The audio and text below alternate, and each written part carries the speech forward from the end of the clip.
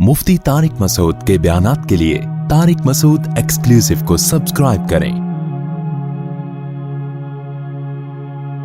Tariq Masood exclusive.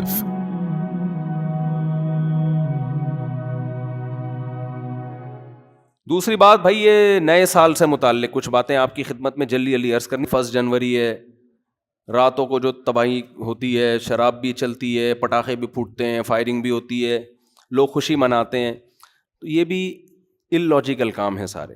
भी हमारे एक जानने वाले हैं, उनका 15 साल का लड़के को कल कत्ल कर दिया किसी ने, टारगेट किलिंग में या किसी डकैती में, मुझे पूरी डिटेल मालूम नहीं। 15 साल के लोग भी जा रहे हैं, 20 साल के लड़के भी जा रहे हैं, 60 साल के भी जा रहे हैं, 50 साल के भी जा रहे हैं, और वो भी खुशी मना रहे होंगे, पटाखे फोड़ रहे होंगे। तो कौन दुनिया में अहमक और बेवकूफ़ ऐसा है जो मौत के घाट के करीब जा रहा हो और जितना करीब हो रहा हो मिठाइयाँ खा रहा हो, वो पटाखे फोड़ रहा हो। इसकी मैं एक मिसाल देता हूँ। पेशावर में फांसी घाट था, आपको कराची से ट्रेन में बिठाया गया। बाज़ लोगों को पेशावर में फांसी दी जाती है, बाज़ को लाहौर में होता है ना, लाहौर का मुजरिम है, ये मुल्तान का है, ये वहाँ जेल में, तो लाहौर फ़र्ज़ कर लेते हैं, उसके स्टेशन मुझे याद हैं।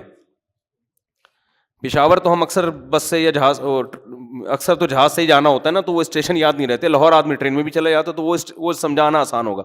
लाहौर के जेल में आपको फांसी दी जानी है, फांसी के बाद क्या होगा? आप मर जाओगे, यही होगा ना। अब यहां लेके जा रहे हैं आपको, कराची में बिठाया आपको, और पहुंचना कहां है आपने? आपको बताया कि जैसे ही लाहौर में आप उतरेंगे, सीधा फांसी घाट में जाके आपको हैंग कर दिया जाएगा, लटका दिया जाएगा, और आपका इन्ना लिल्लाह हो जाएगा।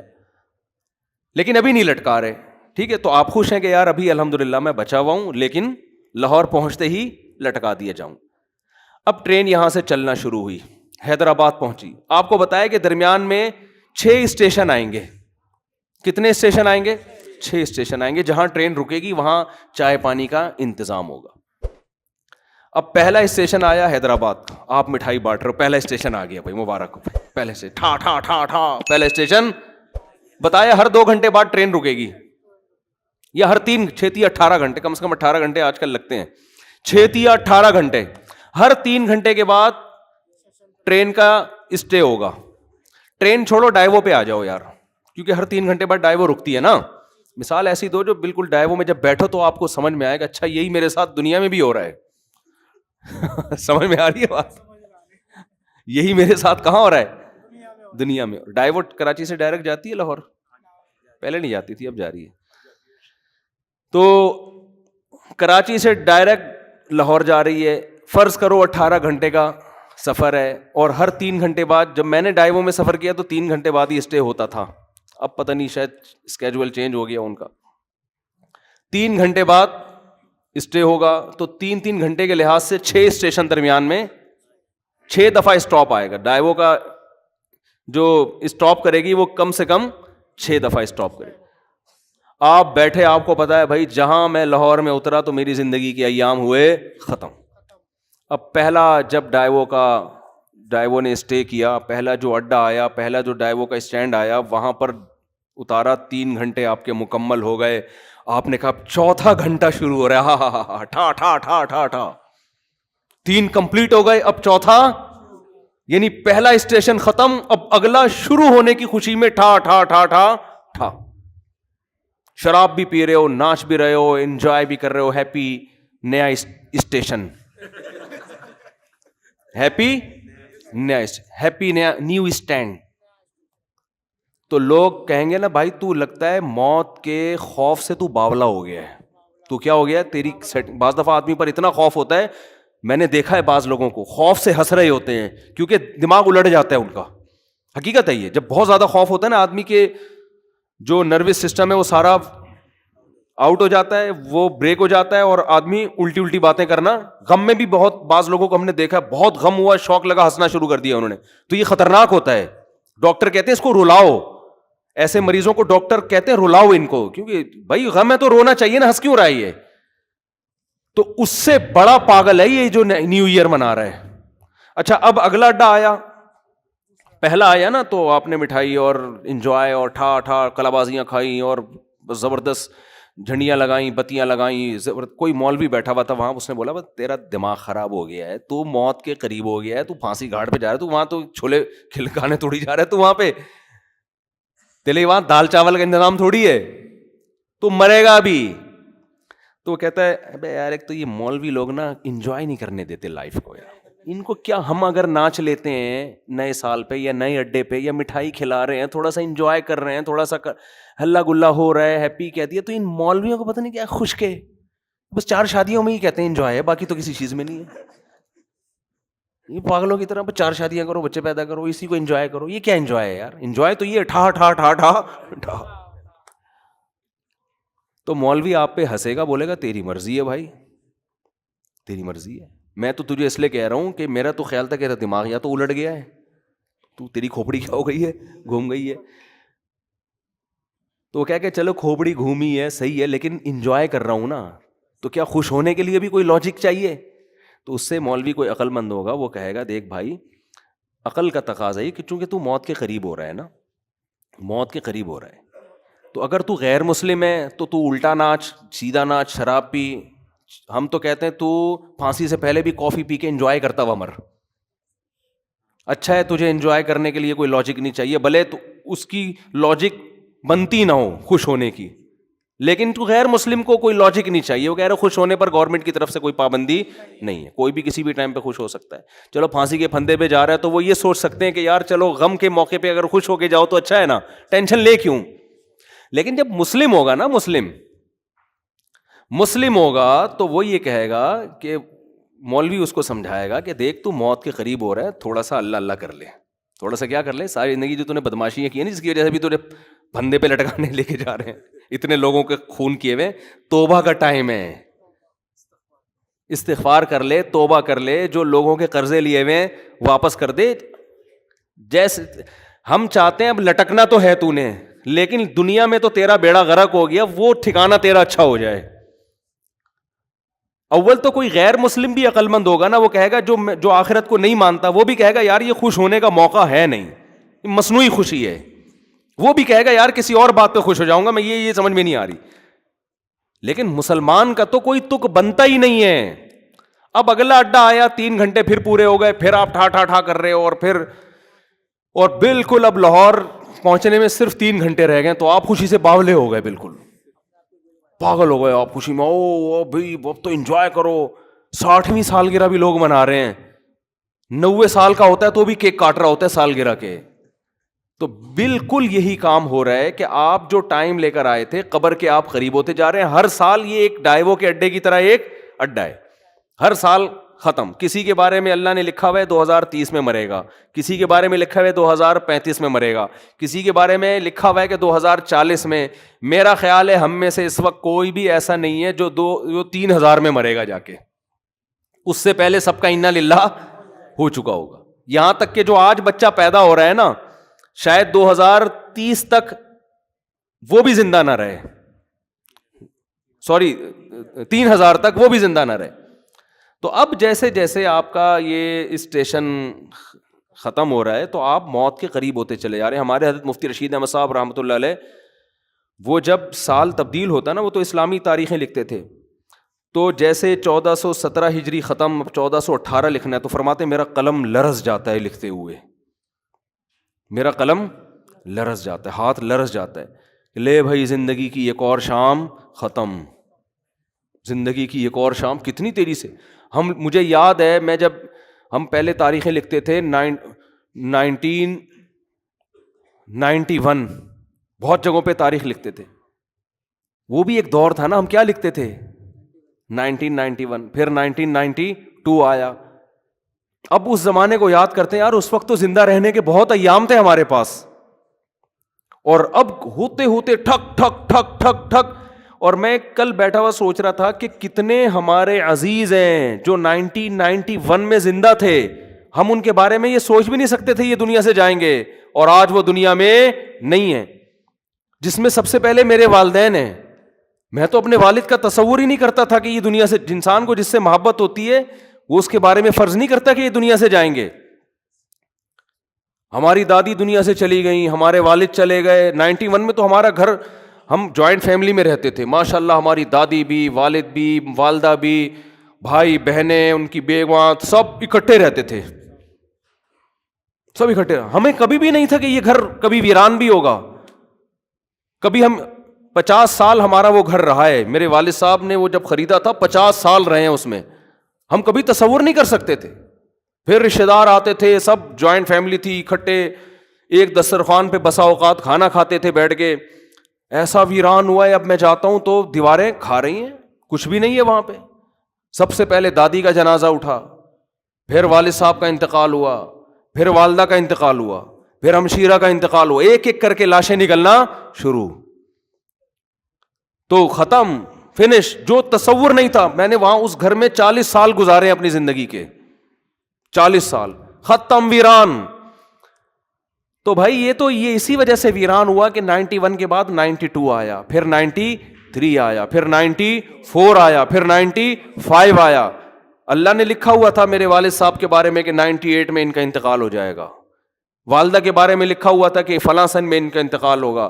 ہوتے ہوتے کل میں اپنے بچوں کو لے کے کل ہی کی بات ہے, تو میں اپنے واقعات سنا رہا تھا نا بچوں کو, اپنے والد صاحب کے اور والدہ کے.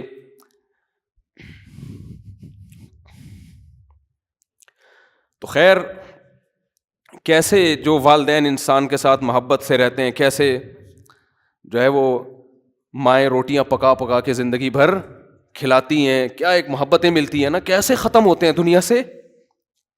ایسا نام و نشان مٹتا ہے کہ جیسے کبھی تھے ہی نہیں. ہماری زندگی میں سب سے مؤثر کردار ہمارے والدین کا ہوتا ہے. بچہ ماں سے کیسے چپکا رہتا ہے, وہ کبھی تصور کر سکتا ہے کہ اس کو بھی میں کبھی قبر میں اتاروں گا, کبھی تصور ہوتا ہے اس کا. سب سے قریبی انسان کے اس کی ماں ہوتی ہے. کبھی سوچ سکتا ہے کہ ایک دن میں اس کو اپنے ہاتھوں سے قبر میں ڈال کر آؤں گا, کبھی سوچ سکتا ہے وہ؟ اتنے بڑے بڑے انسان کی زندگی میں سب سے بڑا حادثہ اس کے ماں باپ کا دنیا سے جانا ہے, سب سے بڑا حادثہ. تو میں کل بچوں کو لے کے بیٹھا ہوا نا, باتیں کر رہا تھا ان سے, تو بچے بھی اپنے ماں باپ کے بارے میں سمجھ رہے ہوتے ہیں یہ دنیا سے نہیں جائیں گے. تو میرا چھوٹا سا بیٹا ہے, میں اس بیٹے کو سمجھا رہا تھا, دیکھو ایک جیسے میں اس کو سمجھا رہا تھا کہ دیکھو جیسے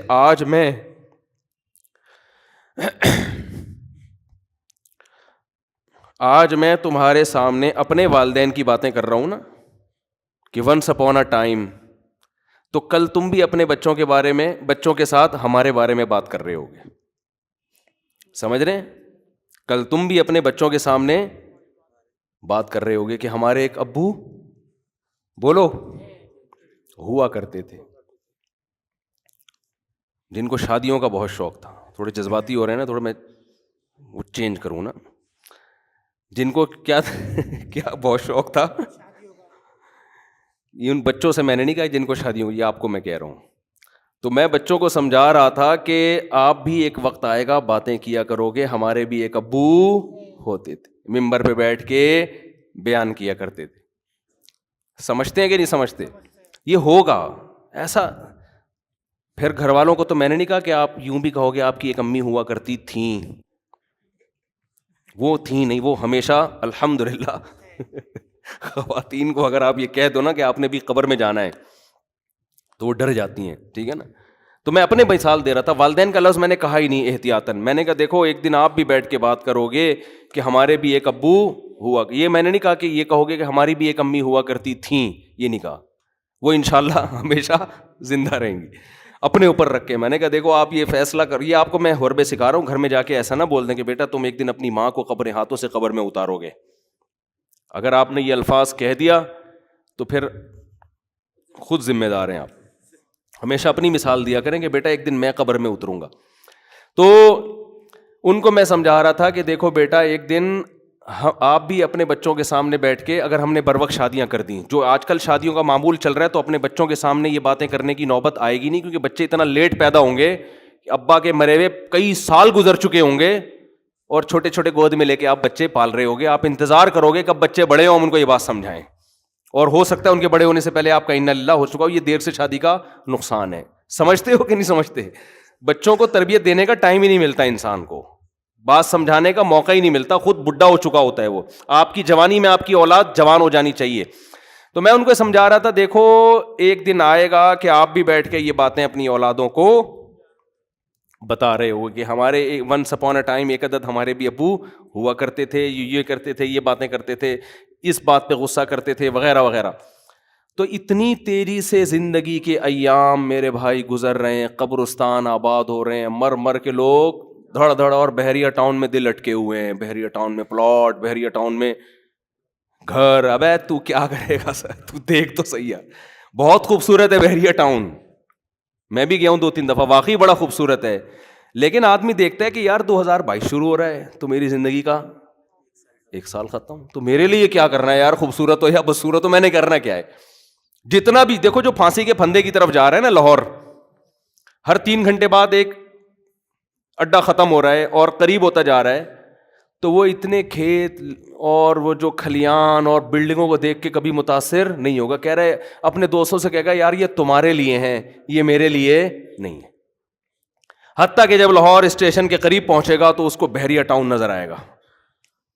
اب لوگ کہیں گے اس پھانسی پہ لٹکنے والے کو کہ دیکھ کیا خوبصورت بحریہ ٹاؤن, کیا وہ کہے گا تیرے لیے ہے, میرے لیے نہیں ہے, میرے تو پاؤں قبر میں لٹکے ہوئے ہیں. تو بھائی جیسے اس پھانسی کے پھندے کے پاؤں قبر والے کے پاؤں قبر میں لٹکے ہوئے نا, ہم سب کے لٹکے ہوئے ہیں قبر میں. یہ اس خوش فہمی میں نہ رہے کہ وہ جا رہے ہیں ہم نہیں جا رہے. کوئی پتہ نہیں اگلے سال ہم میں سے آپ میں سے کون زندہ رہتا ہے کون نہیں رہتا, اور رہ لے تو اگلے سال نہ تو 20-30 سال کے بعد, وہ بھی جب آپ بہت زیادہ صحت کو مینٹین رکھو, پھر بھی امکان ہے کہ شاید بچ جاؤ. ورنہ جو لائف اسٹائل ہے اس میں تو ویسے بھی بحریہ ٹاؤن وغیرہ کی پھٹیک پالنی نہیں چاہیے انسان کو. میں نہیں کہہ رہا بحریہ میں پلاٹ نہ لیں, لوگ میری ان باتوں کا غلط مطلب لیں, دل نہ لگائیں, سمجھ رہے ہو نا, دل وہاں لگائیں جہاں جا رہے ہیں آپ. ظاہر ہے دنیا میں رہنا ہے تو پلاٹنگ بھی ہوگی اور انویسٹمنٹ بھی ہوگی, کھانا پینا ہے, ٹھیک ہے کرتا ہے انسان. جیسے جو پھانسی کے پھندے کی طرف جا رہا ہے وہ بھی راستے میں پانی تو پیے گا نا, کھانا بھی کھائے گا, انجوائے تو کرے گا جو تھوڑی بہت لائف کے ایام رہ گئے ہیں. دل نہیں لگائے گا ان چیزوں سے. سمجھتے ہو کہ نہیں سمجھتے, نہیں سمجھ رہے تو آگے تھوڑے دنوں میں قبر میں اتر کے کھوپڑی میں سب باتیں انشاءاللہ سمجھ میں آ جائیں گی. پھر وہاں جا کے قبر میں کرنا ٹھا ٹھا ٹھا ٹھا ٹھا سمجھ رہے.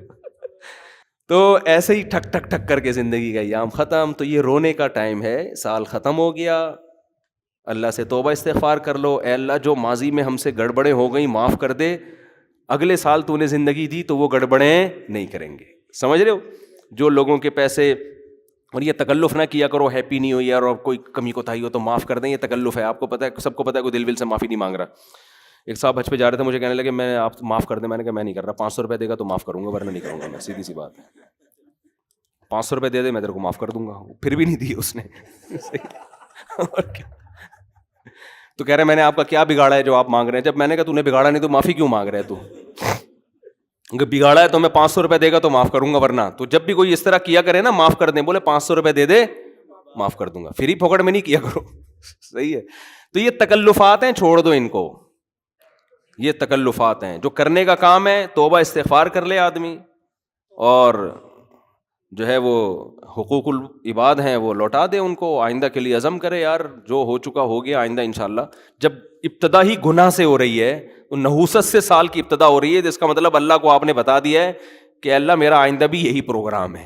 تو ان چیزوں سے, آتش بازی سے اور یہ ہیپی نیو ایئر وغیرہ سے منع روکیں اپنے آپ کو, لوگوں کو کرنے دیں جو کر رہے ہیں, آپ بچے رہیں اس سے. اور یہ لوگ حسرت اور افسوس کریں گے اس وقت جب ان کی موت ان کے سر پہ آ کے کھڑی ہوگی. ابھی ان کو ہنسنے دیں, آپ تھوڑی دیر اللہ اللہ کر کے رو لیں, کل آپ ہنسیں گے یہ روئیں گے.